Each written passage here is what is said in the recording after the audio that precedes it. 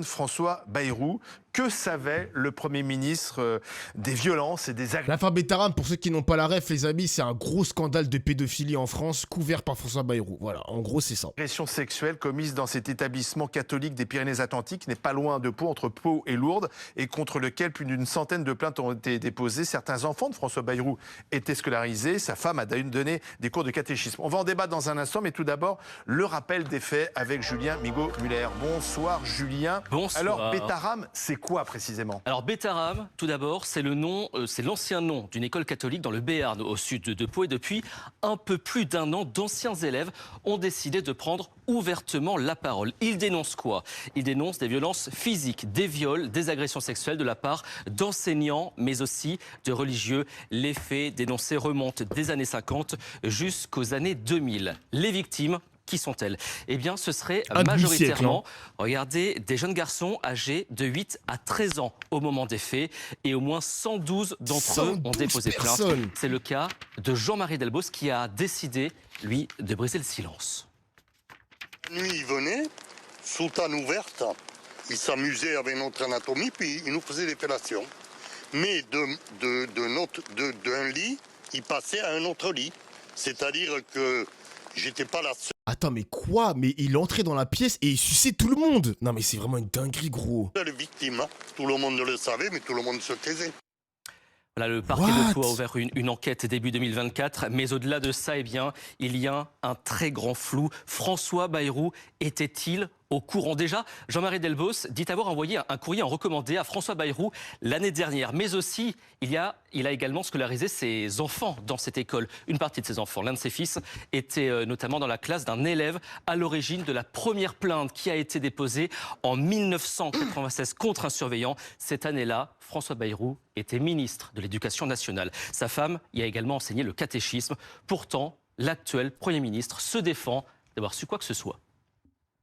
Est-ce que vous croyez que nous aurions scolarisé nos enfants dans des établissements dont il aurait été soupçonné ou affirmé qu'il se passe des choses de cet ordre? Il a menti, hein.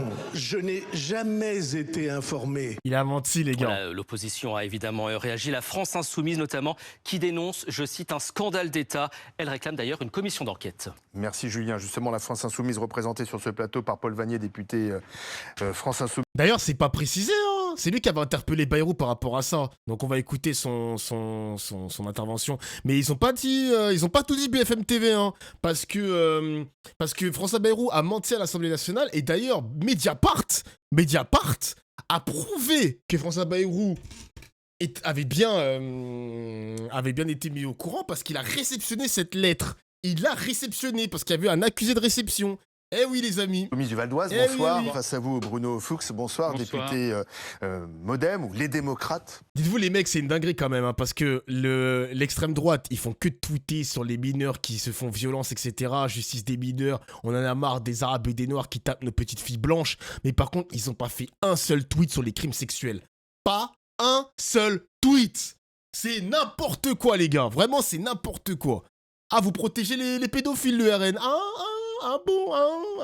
Porte-parole du Modem, donc c'est le parti de François Bayrou, Guillaume Darret avec nous. Bonsoir Guillaume. Vous réclamez la démission de François Bayrou, c'est-à-dire que lorsque le Premier ministre continue de nier avoir été informé des violences sexuelles, vous ne le croyez pas, avec il a un argument fort, il dit attendez, mais mes enfants étaient scolarisés dans cet établissement, je ne les aurais pas laissés si je savais ce qui s'y passait. Moi, je n'interroge pas le père, le parent d'élève, j'interroge le Premier ministre de la France, j'interroge celui qui a été pendant plus de 20 ans député de la circonscription où se trouve l'établissement Betaram. J'interroge l'ancien président du conseil départemental des Pyrénées-Atlantiques qui a la charge de la protection de l'enfance. J'interroge l'ancien ministre de l'Éducation nationale qui se rend dans cet établissement pour apporter son soutien à l'établissement après qu'une première plainte par des parents d'élèves ait été déposée parce que leur enfant a été victime d'un coup qui a fait perdre l'audition à cet enfant et cette plainte conduira un peu plus tard à une première condamnation d'un surveillant. Il nie avoir été informé des violences sexuelles. Tout contredit la version de M. Bayrou. M. Bayrou, d'ailleurs, lui-même se contredit. Il s'est contredit à l'Assemblée nationale, faisant évoluer... Putain, 5 000 € par mois, mon gars Paul, tu peux pas refaire ta dent là, on dirait Rof. Profite-t'en, mon gars, t'es millionnaire. Ça, millionnaire, j'abuse. Entre les premières questions au gouvernement de mardi et celles de mercredi, et vos confrères, ceux de Mediapart, ceux du Monde, ceux du Sud-Ouest, ont établi une chronologie qui contredit entièrement la version actuelle. Il ment, il a menti devant la représentation nationale. À 2 reprises. C'est extrêmement grave, et c'est encore plus grave parce qu'il ment au sujet d'une affaire pédocriminelle. Il y a 112 plaintes déposées. Il y a 14 agresseurs potentiels. C'est peut-être l'une des plus graves affaires pédocriminelles qu'ait connue notre pays. Et si M. Bayrou ment, c'est parce qu'il cherche à dissimuler qu'il savait et surtout qu'il n'a pas agi. Parce que Quel comme était député, son intérêt de ne pas agir? Mais je ne sais pas, mais comme député, vous devez, quand vous êtes informé de délits ou de crimes, faire ce qu'on appelle un article 40, saisir le procureur de la République. Quand vous êtes ministre de l'Éducation nationale, vous pouvez diligenter des inspections administratives d'établissements de ce type pour garantir la protection des enfants. Tout ça, M. Bayrou ne l'a pas fait, et pendant 30 ans, il a contribué à une forme d'omerta. Bruno Fuchs. M. Vanier, dans son rôle, lorsqu'il dit « j'interroge », il ne l'est plus du tout, et c'est très condamnable de sa part lorsqu'il dit que M. Bayrou ment. Là, il accuse. Et un député ne doit pas faire la justice, surtout sur un plateau de télévision. Un député peut demander des informations, mais c'est la justice de faire la vérité.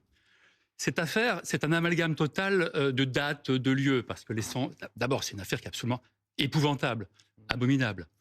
M. Vanier, semaine après semaine, dépose des motions de censure pour faire tomber le gouvernement Bayrou, et surtout, ce qui est visé, c'est le président de la République. N'y arrivant pas, ils utilisent une affaire absolument sordide et instrumentalisée comme ça, une affaire où il y a des souffrances absolument effroyables, c'est tout à fait vil et tout à fait condamnable. La question est de savoir s'il était oui ou non au courant dans ses fonctions, il faut prendre soit des choses. De député, soit de président de conseil général, soit de ministre. Il y a quand même des mecs, un porte-parole du Modem, il va évidemment défendre sa gamelle, mais faites attention à qui vous défendez, les gars. Hein.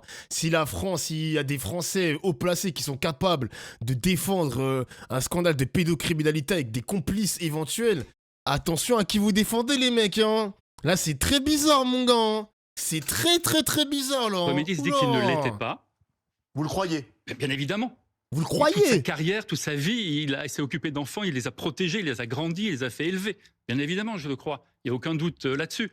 Le porte-parole de l'association des victimes dit qu'il n'était pas au courant. C'était impossible qu'il soit au courant. Non. Il le dit publiquement. Non. L'avocat également dit qu'il n'apparaît dans aucune de ces affaires. Donc Mediapart ment. Non, en tout cas, non, c'est un amalgame. Les 112 plaintes, par exemple, elles ont été déposées en 2020. Avant, cette affaire n'existait pas comme un système. Personne ne le savait, sauf ceux qui se sont tus. Il y a un témoignage à l'instant qui dit que tout le monde le savait à l'intérieur, mais personne ne parlait. Il y avait une omerta autour de ça.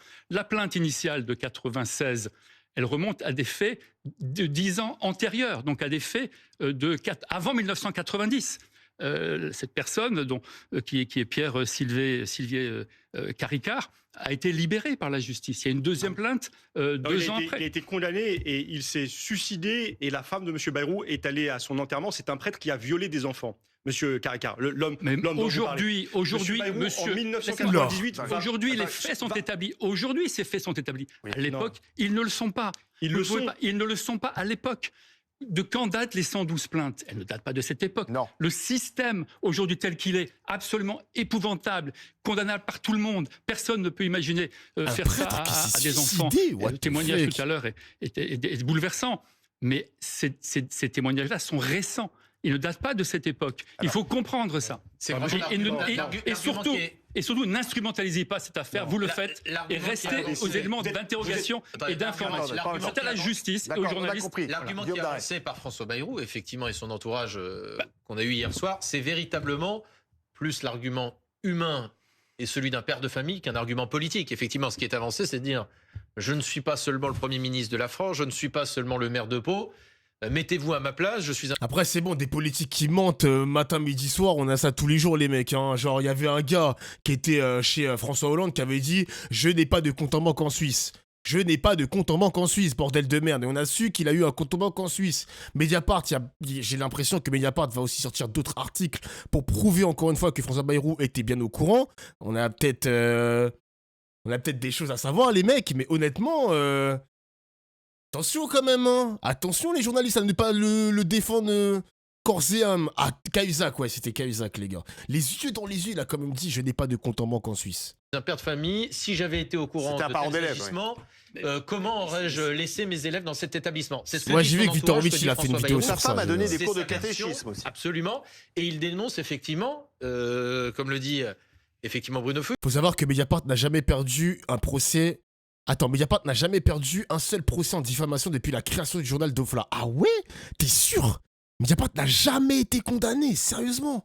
Une instrumentalisation, je cite son conseiller, de la J'applaudis, part de hein. la France Insoumise. En tout cas, ce qui certifie, pour essayer de calmer les choses, c'est dire qu'il n'aurait jamais freiné ou empêché une quelconque enquête. Ça, c'est une Vous pensez statistique, qu'il a freiné une action ou une enquête dans le cadre de cet établissement? Je pense qu'il n'a pas assumé les responsabilités qui étaient les siennes dans ses mandats successifs. Et notamment lorsqu'en 1998, M. Bayrou, qui est alors député, va voir le juge d'instruction qui est saisi d'une affaire de viol d'un interne de l'établissement, va le voir à titre personnel pour lui demander si son fils, qui est alors scolarisé dans l'établissement, est de près ou de loin mêlé à cette affaire, qu'il est rassuré par les propos du juge et qu'il s'en arrête là, alors qu'il est, en tant que député, en situation et qu'il est averti par le juge que les faits sont patents et avérés et qu'ils concernent beaucoup d'enfants, qu'ils ne prennent pas d'autres mesures. Là, je crois que M. Bayrou est en faute. Et je veux dire que sur l'accusation très politicienne que vous avez relayée, monsieur le député, vous êtes très mal tombé. Parce que, en l'occurrence, moi, je suis un député sérieux qui fait son travail.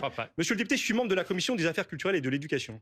L'année dernière, avec un député Renaissance, j'ai rendu un rapport d'information parlementaire. Nous avons travaillé pendant 6 mois sur les établissements privés sous contrat. Et nous avons notamment constaté qu'il y avait des carences, des défaillances en matière de contrôle par les services de l'État de ces établissements. Et en l'occurrence, l'affaire dans les établissements catholiques ou dans les autres établissements? Mais monsieur, si cette affaire n'apparaissait pas, bien évidemment qu'il n'y aurait pas de défaillance dans le contrôle, sinon ces affaires n'apparaîtraient pas.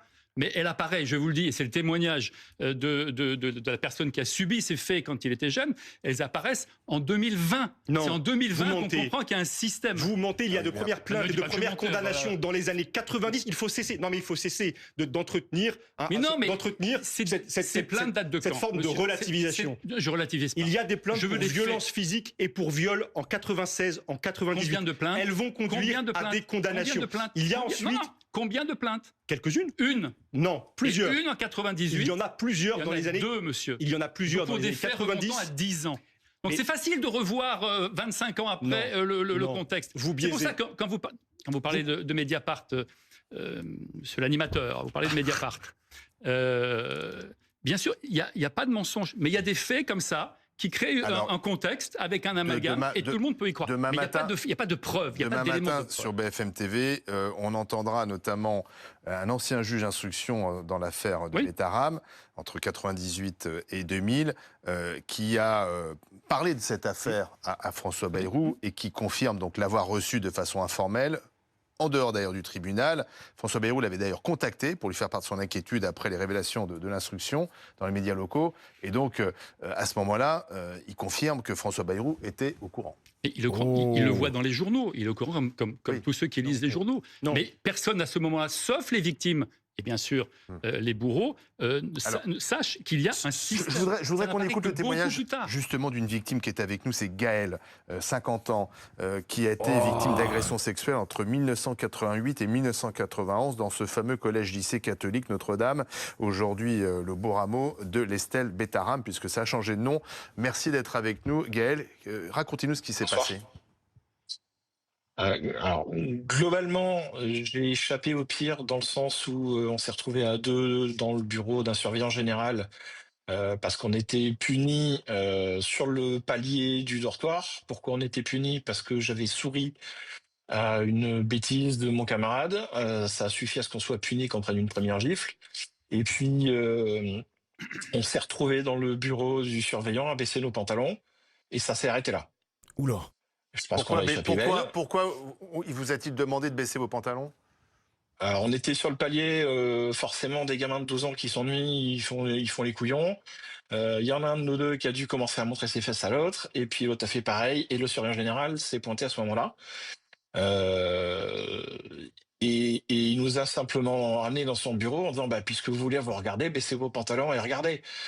Donc on l'a regardé en haussant les épaules bêtement, et je pense que j'ai pas pris la mesure de la gravité de l'événement à ce moment-là. C'est une dinguerie de Est-ce faire que vous ça, étiez au wesh. courant qu'il y avait des agressions sexuelles, des violences dans l'établissement? Non, j'ai appris par la suite et récemment avec les 112 plaintes que j'avais un camarade de classe qui avait subi des viols. On avait entendu parler quand j'y étais, moi j'étais entre 88 et 91, donc à l'époque du père Caricart, et j'ai vécu le changement des deux surveillants généraux, donc j'ai connu les deux de l'époque. On avait entendu une histoire avec le père Caricart qu'on n'avait pas voulu croire, parce que ça nous paraissait aberrant. C'était quoi cette histoire? Salut Une Soren, ouais, j'ai histoire vu. d'élève de 5e à qui le père Caricart aurait demandé une fellation. Et l'élève aurait tapé sur le poing sur la table en partant et en claquant la porte, et il aurait été uriné sur la Vierge après, Hein? histoire de se venger. Et aujourd'hui, Oui. on en parle, on s'interroge sur ce que savait ou pas François Bayrou. Visiblement, il y avait quand même une omerta au-delà du cas de François Bayrou. C'est-à-dire qu'on a mis des années à dire ce qui s'était réellement passé, parce qu'on parle de faits qui remontent aux années 70 aussi. En fait, ce qui se passe surtout, c'est que La Vierge, Alain elle a pris Esquer cher, elle a eu rien la bonne demandé, idée je te de créer un jure. groupe Facebook il y a un petit peu plus d'un an, qui en un an et demi a gonflé. Je crois qu'il y a plus d'1 millier de personnes qui sont sur ce groupe. Ça a amené des gens à se dire comme moi, finalement, les gifs que j'ai suivis, les cocos, alors les cocos c'était des coups de poing sur la tête, à 12 ans pour punir. C'est sympathique aussi. Donc il y avait des violences physiques et des violences sexuelles. Les violences physiques commençaient dès le bus. En fait, vous avez les surveillants qui sont des élèves de première, qui sont nommés par Bétaram pour être les garants du voyage paisible entre Bordeaux et Bétaram pour ma part, qui durait 3h30. Et ces élèves s'amusent à faire des jeux de questions idiotes avec des gifles au bout. Dans les dortoirs, Est-ce qu'il y a prescription ou pas? J'avoue que c'est une bonne question. C'est une très très bonne question. C'est quoi le drapeau derrière moi? C'est la Martinique. Aucune communication, c'est les pieds du Vous lit en alignés parliez à sur vos les parents? lattes. Comment? Vous en parliez à vos parents? Alors le bus, j'en ai parlé, il a pris un surveillant entre quatre yeux, il lui a dit qu'il fallait pas que ça recommence, on a fait 10 km et j'en ai pris 2 de plus. Donc il y avait un sentiment quand même de toute puissance et d'impunité au sein de l'établissement. Et ce qu'il faut comprendre aussi, alors il faut bien faire la séparation entre les externes qui sont du coin. C'est quoi le drapeau derrière toi? Je t'ai répondu, putain de merde. Je t'ai répondu, frère. Tu veux que je te dise quoi de plus? C'est pas possible. Ils connaissent pas tout cet ensemble. Ouvre tes oreilles, ma gueule. D'ambiance morose. Mais le son, je sais pas, et moi. de peur de la punition qui est sans arrêt. M'emmerde, lui. Et d'ailleurs, les agressions sexuelles qui sont décrites. Dans un bureau, que ce soit dans les dortoirs. Quelle honte quand même, on a un premier ministre capable d'étouffer une affaire de pédophilie MDR, le FBI a donc raison. Attends, comment ça le FBI? Attends quoi? Comment ça? Les agressions sexuelles qui sont décrites avaient lieu souvent d'ailleurs le soir, la nuit, donc c'était les internes qui étaient victimes de cela. Mais merci d'avoir été avec nous quelques minutes, Gaël. Après, un point précis quand même, je me permets, que M. Bayrou ait été au courant à l'époque ou pas, ça nous importe peu aujourd'hui. Nous, ce qu'on veut, c'est que les victimes, elles soient reconnues comme victimes, officiellement, par la justice, et que les coupables s'expliquent et avouent. C'est ça qui nous importe. Maintenant, il est Premier ministre, il savait pas, ok, qu'est-ce qu'il fait maintenant? Guillaume Daret, qu'est-ce qu'il dit, lui? il faut agir, au-delà du cas de François Bayrou. Mais pour François Bayrou, cette affaire, comment elle est prise au sérieux à Matignon? Oui, elle est à la fois, je vous disais, il dément avoir eu connaissance. Il explique que s'il le savait, on le disait, il aurait eu la réaction d'un bon père de famille, comme disait son entourage. Après, ils sont extrêmement attentifs, parce que ça vous a pas échappé qu'on est dans une période qui est quand même extrêmement instable politiquement, que presque tous les 2-3 jours, il y a des motions de censure, et que le moindre mot ou la moindre actualité peut faire basculer parfois des votes. On avait eu la semaine dernière, rappelez-vous, le terme de submersion migratoire qui a posé la question de la motion de censure ou non de la part des socialistes. Et donc, ce que regardent plusieurs de ses conseillers ou de ses proches, c'est d'être attentif si ça, comme on dit, prend politiquement. Et vous savez que d'ici quelques jours, 10 jours, les socialistes ont... Non mais attendez, mais qu'est-ce qui se passe? Attendez, qu'est-ce qui se passe? Pourquoi t'es aigri? Toi, tu prends ton permabonne, je vais te montrer c'est quoi l'aigreur. Quoi, qu'est-ce qu'il y a? C'est quoi le drapeau derrière? Qu'est-ce qui se passe, là? Je comprends pas. J'ai invoqué qui, là? J'ai invoqué le chétan ou quoi, là? Il y a 3 chétanes qui viennent sur mes streams. Y'a qui encore? Dofla, est-ce que t'es arabe? Est-ce que t'es arabe? Non, je suis pas arabe. Toi aussi, t'es pas ma banne. Et qu'est-ce qui se passe? Qui d'autre encore? Il se passe quoi, là? C'est qui, ces mecs? C'est qui? Et genre, c'est qui? C'est quoi, là? Qu'est-ce qui se passe?